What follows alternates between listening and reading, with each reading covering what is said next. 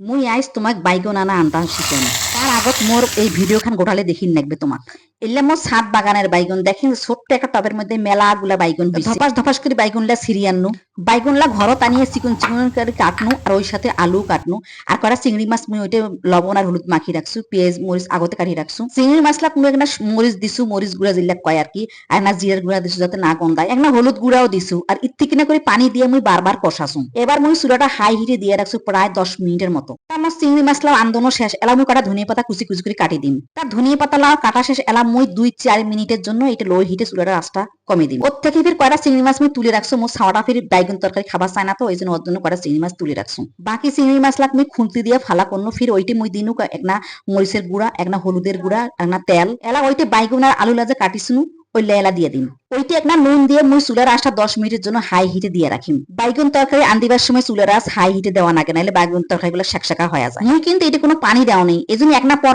এটা নাইট দেওয়া লাগবে নাহলে নিচত কিন্তু লাগি যাবে আমার বাইগন ও আন্দোলন শেষ এলাম ওইটা কটা ধনে পাতা দিয়ে চুলার আঁচ বন্ধ করে দিম তামান একসাথে নিয়ে মুই ডাইনিং টেবিলত সাজে দিনু তোমার ভাইজানুক ডাকনো খাবার বাদে আর ছাওয়ালাকে ডাকনো সবাই মিলে কিলবিল করে খাই তা আমার এই ভিডিওটি কেমন লাগছে লাইক এবং কমেন্টস দিবেন যারা ইউটিউব থেকে দেখেন চ্যানেলটা সাবস্ক্রাইব করে দিবেন আল্লাহ হাফেজ।